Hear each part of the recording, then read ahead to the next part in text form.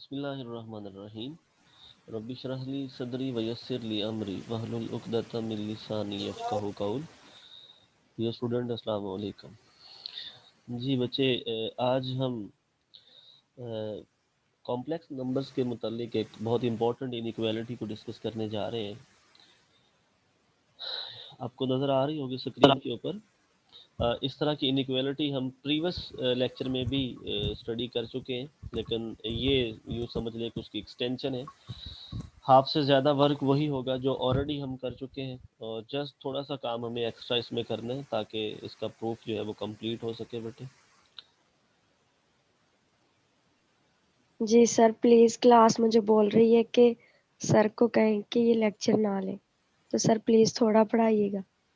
जी बच्चे, ये Z1 plus Z2 का जो मॉड है less than equal to Z1 mod plus Z2 mod, ये ऑलरेडी हम उसके बारे में सारा काम कर चुके हैं प्रीवियस लेक्चर में। फिर greater than equal to Z1 mod minus Z2 mod separately, ये बाहर वाला मॉड नहीं था उसमें, ये भी हम जो है वो प्रूफ कर चुके हैं।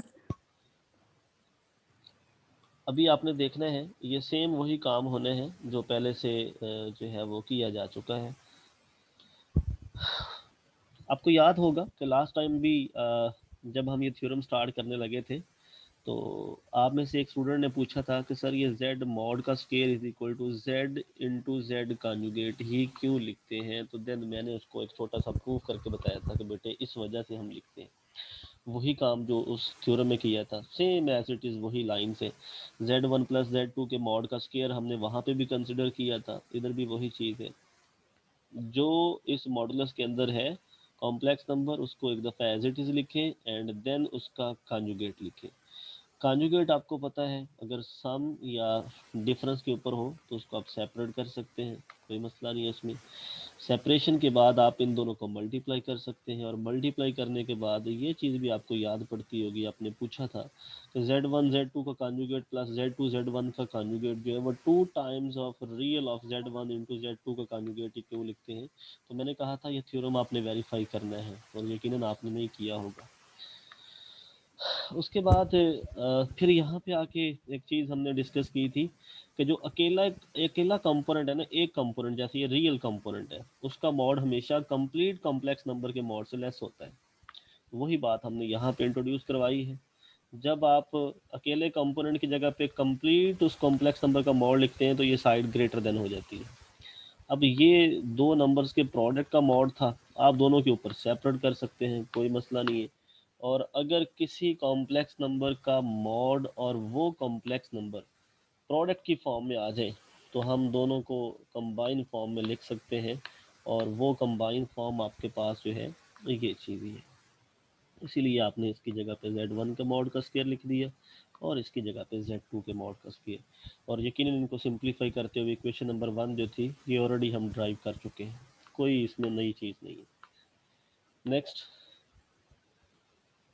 ये चीज़ भी आपके इल्म में है कि हमने Z1 का मॉड जो है इसको कंसिडर किया था कि Z1 का mod is equal to Z1 के ही मॉड के बराबर है, एंड देन उसमें Z2 का मॉड प्लस भी कर दिया माइनस भी कर दिया। फिर ये प्लस वाली दोनों टर्म्स का मॉड सेपरेट किया था और ये माइनस वाली टर्म का मॉड सेपरेट, और यहाँ पे इनइक्वालिटी आ गई थी क्योंकि हमें इस रूल का पता है। एंड आफ्टर देन हम इस Z2 के मॉड को उठा के लेफ्ट साइड पे ले गए थे, और वहाँ से ये इक्वेशन नंबर 2 ये वही है जो प्रीवियस थ्योरम में हमने ड्राइव की थी। नया काम सिर्फ क्या हुआ, नया काम यहाँ से शुरू हुआ बेटे। हमने क्या काम करना है, मुश्किल तरीन काम हम करने जा रहे हैं बेटे। क्या कि Z2 की जगह पे माइनस Z2 रिप्लेस कर दें। किस में, इक्वेशन नंबर 2 में। देखो ये कितना मुश्किल काम है जिससे आप परेशान हो रहे हो। जहाँ जहाँ पे Z2 नज़र आए वहाँ वहाँ पे आप माइनस Z2 रिप्लेस कर दें बेटे। आपको एक ये Z2 नज़र आ रहा था, इसकी जगह पे माइनस Z2 आ गया, और एक ये वाला था इसकी जगह पे भी माइनस Z2 आ गया। अब मॉड जो है माइनस Z मॉड जो है हमेशा Z मॉड के इक्वल होता है बेटे, इसीलिए आप जो है वो सिंपल ये माइनस को ख़त्म करके Z2 मॉड लिख देंगे बेटे। ठीक है, आपकी तीसरी इक्वेशन बन गई। यानी जो दो इक्वेशन आप ऑलरेडी ड्राइव कर चुके हैं उन्हीं में से आपने एक थर्ड इक्वेशन को ड्राइव किया। फोर्थ इक्वेशन के लिए आपने बेटे क्या करना है, जैसे Z1 को कंसिडर किया था इसी तरह कहते हैं कि Z2 को भी कंसिडर कर ले, कोई मसला नहीं है।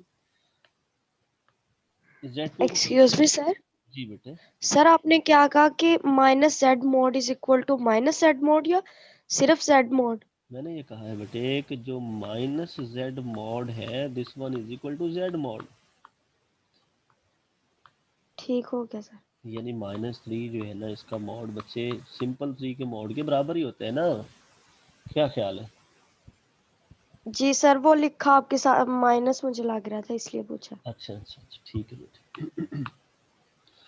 तो ये आपके पास जो है इक्वेशन 3 जब बनी उसके बाद हमने Z2 को कंसिडर कर लिया। Z2 के मॉड में अब आपने क्या करना है, Z1 को माइनस और प्लस कर देना है। जैसे Z1 के मॉड में आपने क्या किया था, Z2 और Z2 को प्लस भी कर दिया था, माइनस भी कर दिया था। लेकिन अब चूंकि कंसिडर Z2 किया है तो उसमें आपने Z1 को माइनस भी करना है, प्लस भी करना है।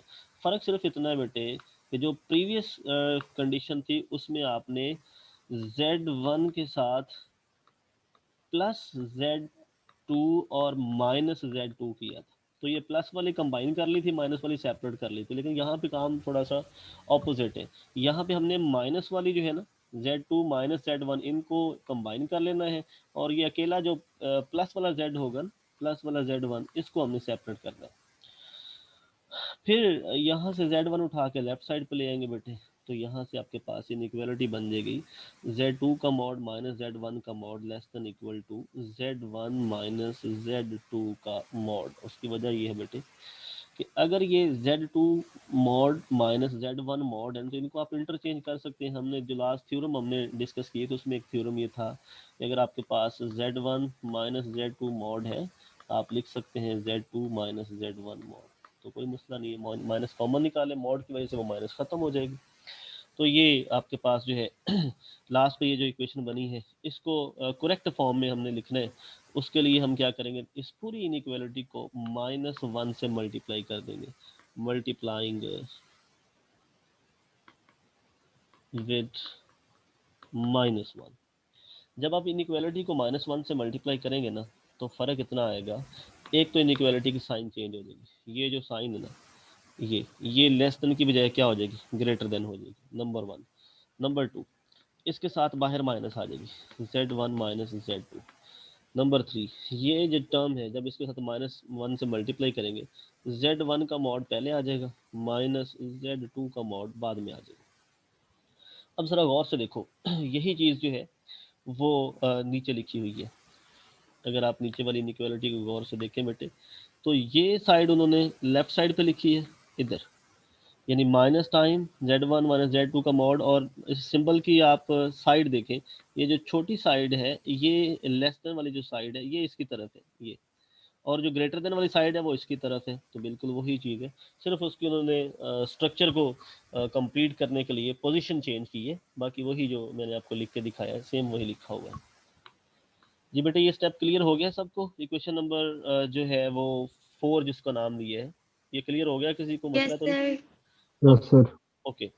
ये सारा कुछ हमने क्यों किया है, ये सारा कुछ करने का मकसद एक है बेटे कि हमने एक थ्योरम पढ़ा हुआ है ये वाला कि अगर x जो है, x कोई भी अननोन है, उसकी value less than equal to किसी नंबर से और ग्रेटर देन इक्वल टू उसी नंबर के माइनस से, माइनस टाइम्स दैट नंबर, तो देन आप इसको शॉर्टकट फॉर्म में x mod less than equal to number a लिख सकते हैं। अब जो x है, x की जगह पे अगर आप इन इक्वेशंस को कंबाइन करें, कौन कौन सी, इक्वेशन नंबर 4 और इक्वेशन नंबर 3, अगर आप इन दोनों इक्वेशन को कंबाइन करें तो आप देखें इक्वेशन नंबर 3 में क्या है जी, Z1 mod minus Z2 mod जो है ये लेस देन है इस नंबर से, आपने यही लिखा है Z1 mod minus Z2 mod less then है इस नंबर से। फिर इक्वेशन 4 क्या कहती है, वो कहती है Z1 mod minus Z2 mod, यही जो दरमियान वाला है ये ग्रेटर देन है किसी नंबर से, इस नंबर से ग्रेटर देन है, ये आपने साथ लिख दी। तो कंबाइन करने से आपके पास ये 3 टर्म्स इन इक्वालिटी बन गई। अब ये वही चीज़ है, ये आपका x है बेटे, ये आपका a है और ये आपका माइनस टाइम्स a है। अगर x less than equal to a minus greater than equal to minus a हो तो आप x का मॉड लगा के less than equal to a लिख सकते हैं। तो यही काम हमने यहाँ पे करना है। हमने क्या किया बेटे, इस x का मॉड लगाया, देखो ज़रा बाहर हमने मॉड लगाया और लेस देन इक्वल टू लिख दिया, वही जो a आपके पास था उससे लेस देन इक्वल टू लिख दिया। जी बेटे इक्वेशन नंबर 5 क्लियर होगी सबको, मसला तो नहीं इसमें किसी को, anyone? No sir. Okay okay, next आगे चलते हैं बेटे। इक्वेशन नंबर 5 से नाउ ऑब्वियसली कहते हैं कि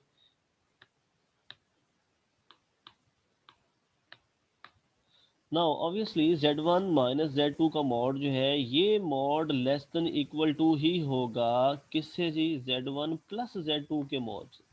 यानी दो कॉम्प्लेक्स नंबर है आपके पास, आप उन दोनों का सम कर लें फिर मैग्नीट्यूड लें, या उन दोनों का डिफरेंस कर लें फिर मैग्नीट्यूड लें, तो वो कहता है जो सम होगा ना वो या तो ग्रेटर होगा या फिर कम से कम भी हुआ तो उसके बराबर हो जाएगा, उससे कम नहीं हो सकता। इसका मतलब जो माइनस वाली टर्म्स है ना, जो जो आपने दो कॉम्प्लेक्स नंबर को माइनस किया है उसका जो मॉड है वो मॉड प्लस वाले सम जब जहाँ पे आपने किया था दो कॉम्प्लेक्स नंबर को उनके मॉडुलस से या तो लेस होगा या मैक्सिमम पहुंचेगा तो उनके बराबर पहुंच जाएगा। तो ये अंडरस्टूड है। ओके, नंबर 6 जो है, अब इक्वेशन 1 और इक्वेशन 6 को आपने मिलाना है। इक्वेशन 6 आपके पास बेटे ये है कि z1 प्लस z2 का मॉड जो है ये ग्रेटर देन इक्वल टू है z1 माइनस z2 के मॉड से, नंबर 1। नंबर 2, इक्वेशन 1 जो है, इक्वेशन 1 देख लेते हैं। इक्वेशन 1 में है कि जो z1 प्लस z2 का मॉड है कंप्लीट का सम का जो मॉड है वो लेस देन इक्वल टू है सेपरेटली अगर सम किया जाए तो। इन दोनों इक्वेशंस को आपस में मिलाएं तो इसका मतलब हुआ जो z1 प्लस z2 का कंबाइन फॉर्म में मॉड है ना वो लेस देन इक्वल टू है सेपरेट वाला, सेपरेशन वाला मॉड जो जो इक्वेशन नंबर 1 में था, और ग्रेटर देन इक्वल टू है इक्वेशन नंबर 6 से अगर आप देखें ग्रेटर देन इक्वल टू है z1 माइनस z2 के मॉड से। तो यहाँ से तीन चीज़ों का रिलेशन हमारे हमारे पास आ गया। एक z1 प्लस z2 का होल का मॉड ये लेस देन इक्वल टू होगा दोनों को सेपरेटली मॉडुलस लेके सम करने के, और ग्रेटर देन इक्वल टू होगा z1 माइनस z2 के मॉड से। अब इक्वेशन नंबर 5 और 8 इन दोनों को आपस में कंबाइन करना है। 5 ये लिखी हुई है बेटे और 8 आपके सामने ये लिखी हुई है, इन दोनों को आपस में कंबाइन करना है जी। ये उसी तरह लिख दिया, ये नंबर भी उसी तरह आ गया और ये नंबर भी उसी तरह ही आ गया। ये तीनों की तीनों साइड जो है ये आपने यहाँ पे लिख दी। अब इसका z1 माइनस z2 का जो टोटल मॉड है ना इसका रिलेशन आप इक्वेशन नंबर 5 से बता सकते हैं, ये ग्रेटर देन इक्वल टू है, ये जो दरमियान में कंप्लीट मॉड है z1 माइनस z2 मॉड का अगेन मॉडुलस जो है उससे ये ग्रेटर देन है, तो वो चीज़ इधर साथ अटैच कर देंगे बेटे। ये आपका वो कंप्लीट थ्योरम है जो हमने प्रूव करना था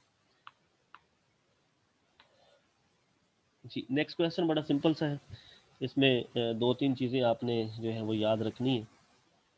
ये रिलेशन आपके माइंड में अगर हो तो आप इस क्वेश्चन को इजीली जो है वो वेरीफाई कर सकते हैं। क्वेश्चन क्या है ये, क्वेश्चन है कि अगर आपके पास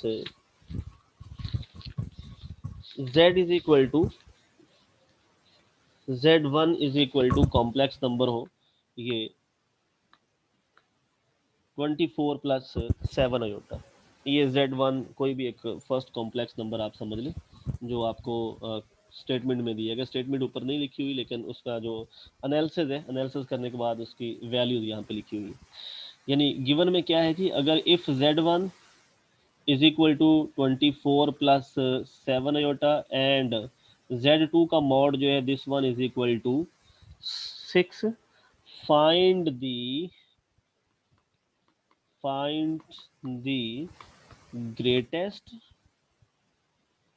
greatest and least value of z1 plus z2 का मॉड। ये जो z1 प्लस z2 है ना बच्चे, इसकी आपने ग्रेटेस्ट वैल्यू भी फाइंड करनी है, इसकी आपने लीस्ट वैल्यू भी फाइंड करनी है। ये क्वेश्चन है। ग्रेटेस्ट और लीस्ट वैल्यू के लिए बेटे आपने क्या करना है, ये नंबर जो है ना ये इस नंबर से लेस है या इस नंबर से क्या हो सकता है, इक्वल हो सकता है। इसका मतलब हुआ कि इस z1 प्लस z2 मॉड की जो ग्रेटेस्ट वैल्यू है वो ये बन सकती है, इससे ग्रेटर नहीं हो सकता। इस नंबर से ग्रेटर नहीं हो सकता ये, और जो इसकी लीस्ट वैल्यू है वो इसके बराबर हो सकती है। तो ये दो चीज़ें आपने याद रखनी है, ये बेटे इसकी ग्रेटेस्ट वैल्यू है और ये इसकी लीस्ट वैल्यू है। ये दो चीज़ें आपने माइंड में रखनी, इन्हीं फार्मूलाइज को आपने यूज़ करना है बच्चे। Okay, greatest value of z1 plus z2 is equal to z1 mod plus z2 mod. This one is equal to z1 mod आपने यहाँ पे निकाला हुआ 25, z2 mod क्वेश्चन में गिवन था वो लिख दिए, आंसर आ गया जी 31।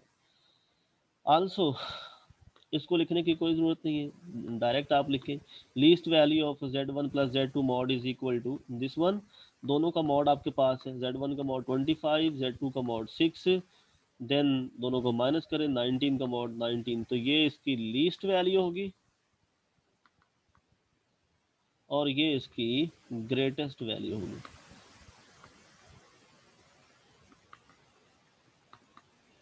ओके,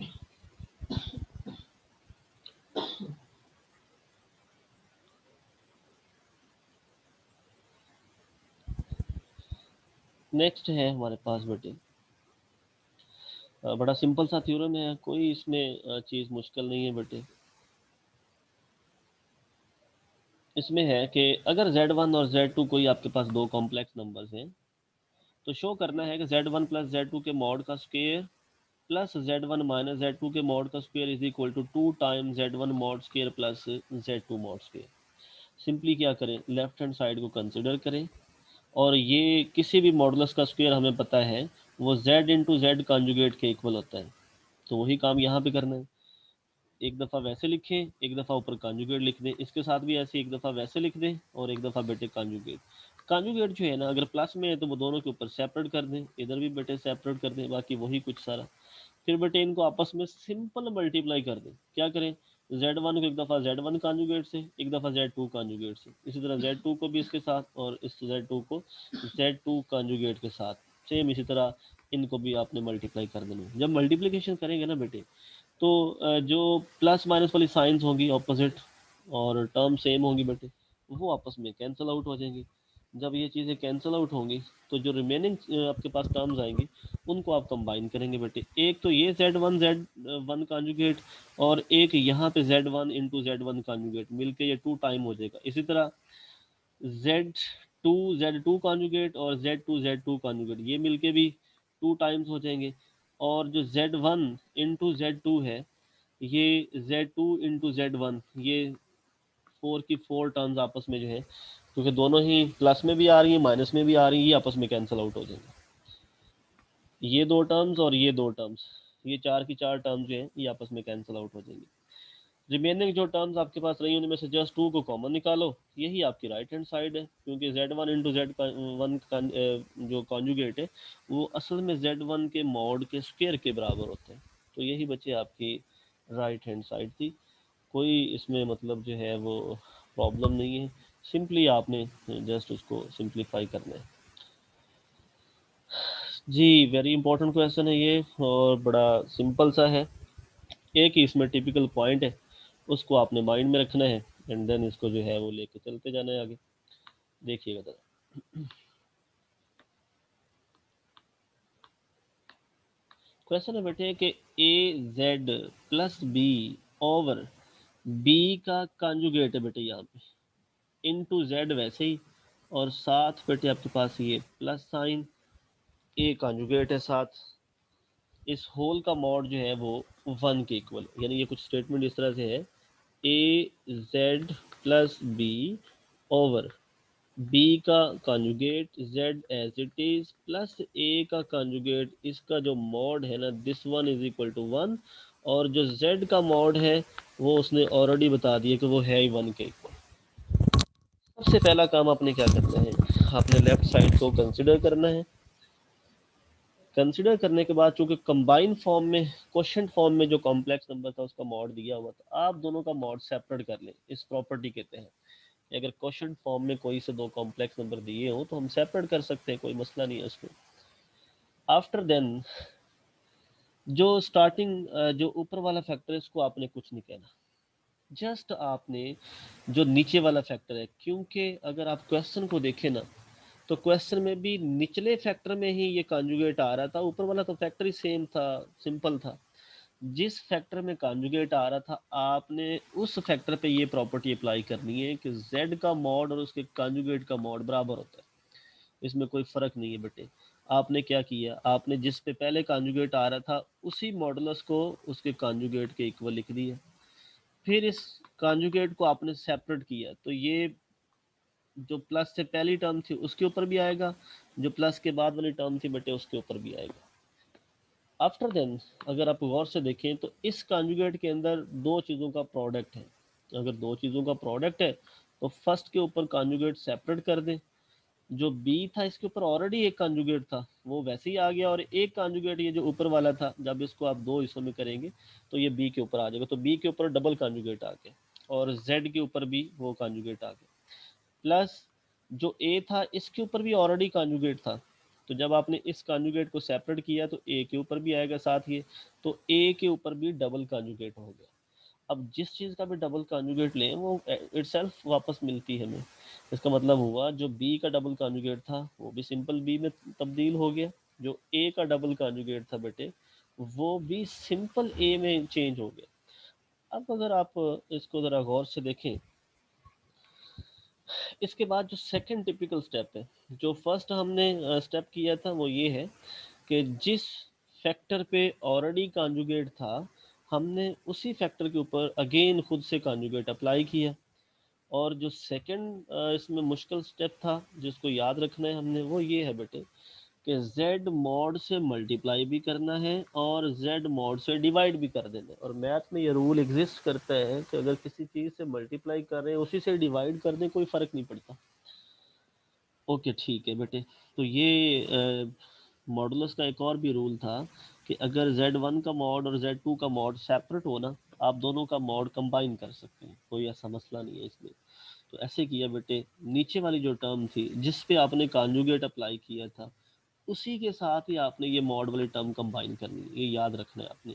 यहाँ से जहन में रहेगा कि ये जितना भी प्रोसेस हम कर रहे हैं पहले हमने कॉन्जुगेट अप्लाई किया तो सिर्फ क्वोशंट वाले कॉम्प्लेक्स नंबर के उस पोर्शन पे अप्लाई किया जिसमें ऑलरेडी कॉन्जुगेट था, और जिस पे आपने कॉन्जुगेट अप्लाई किया उसी के मॉडुलस जो है उस पर प्रॉपर्टी अप्लाई करेंगे कि प्रोडक्ट अगर सेपरेट मॉड का है तो आप कंबाइन कर लें। जब कंबाइन करेंगे तो ये z इस टर्म से भी मल्टीप्लाई होगा, इससे भी मल्टीप्लाई होगा।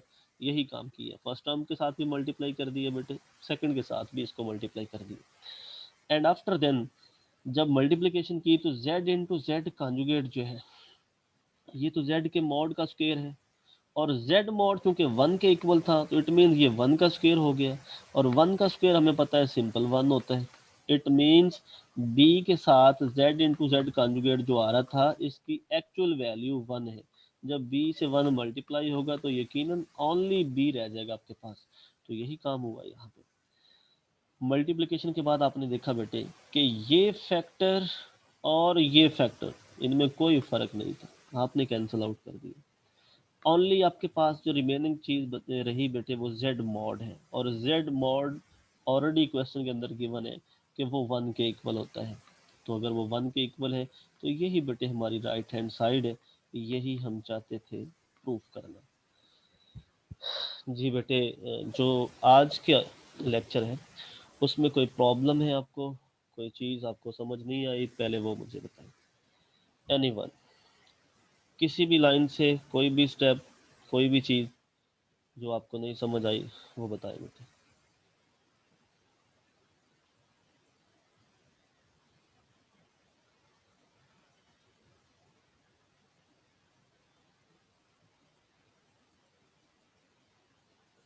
जी बेटे, क्लियर है ये लेक्चर? Yes sir. कोई इशू तो नहीं है इसमें किसी को भी? जी फरहान चिश्ती साहब, फरमाएं आप। सर वो पिछले पिछले जो पिछली क्लास है उसमें आपने वो बताया था जेड रियल Z1 बार और Z2 बार, वो फिर वो रियल खत्म कर दिया था सर वो नीचे आगे। एक मिनट, मैं अभी वो निकालता हूँ सर बेटे, तो मुझे आप बताइएगा, मैं उसी पेज पे जाता हूँ। जी सर।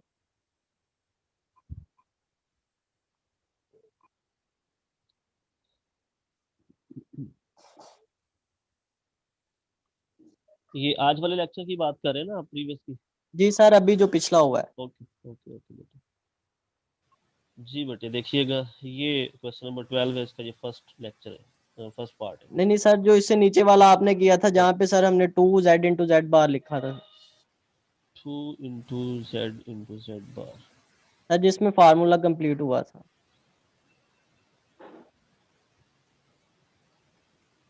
ये वाला जो क्वेश्चन 13 था इसमें बेटे? जी सर, जी सर, ये ऊपर आपने रियल लिखा है ना, रियल z इंटू जेड हाँ बार हाँ, का स्क्वायर, और नीचे फिर सर रियल खत्म कर दिया है। ओके ओके ओके, ठीक है ठीक है ठीक है। जी बेटे सुनना ज़रा मेरी बात गौर से।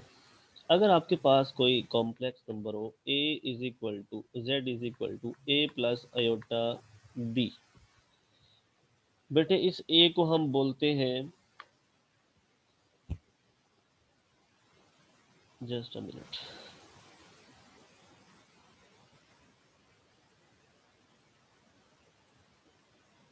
ओके, इस a को बेटे हम बोलते हैं real of z,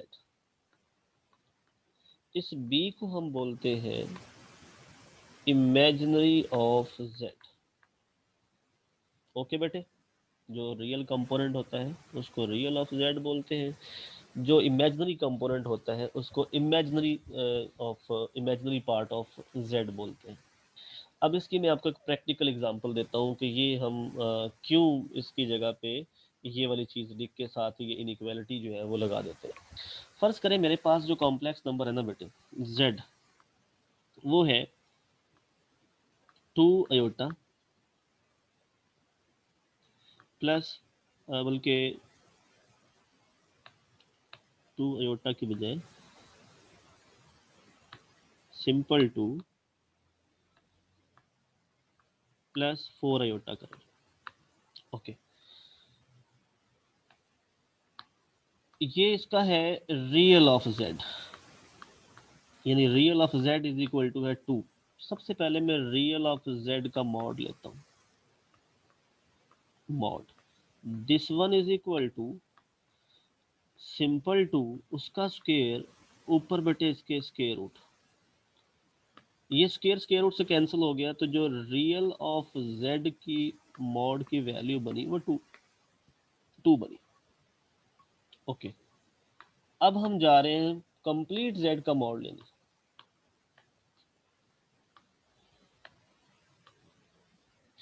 complete z का जो मॉड है बेटे, this one is equal to real component का स्क्वायर प्लस इमेजिनरी कंपोनेंट का स्क्वायर और square root. 2 2s are 4 plus 4 4s are 16 और 16 और 4 मिलकर 20। इट मींस z का जो मॉड बना वो 20 का स्क्वायर रूट बना। अब 5 4s आर 20 होता है, तो 4 का स्क्वायर रूट 2 आ गया, तो 2 स्क्वायर रूट 5 जो है बेटे ये z का मॉड आ गया। अब दो वैल्यूज हमारे पास आई हैं बेटे, जरा गौर से देखिएगा। एक है रियल ऑफ z का मॉड, वो आया है बेटे सिंपल 2। एक है कंप्लीट z का मॉड, वो आया है 2 स्क्वायर रूट 5। बताओ बेटे इन दोनों में से कौन सी वैल्यू ग्रेटर होगी? 2 ग्रेटर होगा या 2 स्क्वायर रूट 5 ग्रेटर होगा? क्यों भाई? सर 2 स्क्वायर रूट 5 ग्रेटर होगा। ओके, तो यहाँ से ये पता चला कि अगर आप रियल ऑफ z के 2 स्क्वायर रूट 5 होगा। ओके, तो यहाँ से बेटे पता ये चला कि जो रियल z का मॉड है हमेशा वो लेस देन होता है या मैक्सिमम इक्वल हो सकता है z के मॉड के। क्लियर? यही प्रॉपर्टी बेटे मैंने यूज़ की है, ये जो ऊपर लिखी हुई है कि जो रियल ऑफ z का मॉड है वो हमेशा लेस देन होता है या इक्वल होता है किसके? z के मॉड के बेटे। तो जो रियल ऑफ ये जो z1 इंटू z2 का कॉन्जुगेट जो कुछ भी, हम इसको एक कॉम्प्लेक्स नंबर कंसिडर करेंगे, तो रियल ऑफ कॉम्प्लेक्स नंबर जो है वो लेस देन होगा किससे? उस कॉम्प्लेक्स नंबर के मॉड से। तो आपने उस रियल कंपोनेंट की जगह पे कंप्लीट कॉम्प्लेक्स नंबर लिख दिया और साथ उसका मॉड लगा दिया। ये प्रॉपर्टी बेटे यहाँ पे यूज हुई है। इज इट क्लियर बेटे? थैंक कोई इशू बेटे इसमें अभी मजीद अगर है तो मुझे बताएं, मैं इसको मजीद कोशिश करता नो हूँ। Sir, thank you, okay thank you. Sir जी उसामा बेटे।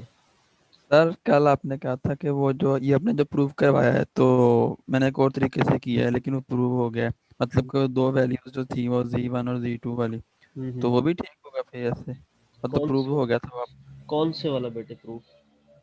सर वो आपने छोड़ा था ना वो, कि Z1 Z2 का बार प्लस Z2 Z1 का बार बिल्कुल इक्वल्स टू 2 रियल, वो मतलब प्रूव मैंने और ठीक है ठीक है। तो बेटे सिंपल मैंने आप मुझे वो सिंपल बेटे ऐसे कीजिए ना, वो जो प्रूफ आपने किए हैं उसकी आप स्क्रीनशॉट ले लें या पिक्चर बना के ना मुझे व्हाट्सएप कर दें मेरे नंबर पे, मैं उसको ठीक चेक है कर लूँगा और देन आपको फिर बेटे बताऊँगा देख के। ठीक है ठीक है सर। हाँ यस कोई मसला नहीं। ओके बेटे, बेस्ट ऑफ लक, इंशाल्लाह नेक्स्ट वीक मिलते हैं फिर। और ये आपने तब तक जो है कंप्लीट तैयार कर लेना बेटे, इंशाल्लाह हम बाकी आगे चीज़ें जो है वो थोड़ी सी इससे भी एडवांस होंगी, थोड़ी डिफ़िकल्ट भी होंगी, लेकिन आपने साथ साथ अगर आप चलेंगे तो फिर कोई मसला नहीं है बेटे। ओके जी। सर मिड कब से स्टार्ट हो रहे हैं? मिड बेटे जो शेड्यूल मिला है उसके मुताबिक अगले मंथ की 14 से है। ओके सर, हाँ ठीक है। सर मिड हमारे ऑनलाइन ही होंगे? बेटे ये तो अल्लाह ही जानता है कि क्या बनना है, क्योंकि ये भी पॉसिबल है कि हालात थोड़े बेहतर हो जाए, लेकिन ये भी है कि जैसे आजकल फिर दोबारा से ये सिलसिला शुरू हो गया है तो इससे भी ख़राब हो जाए।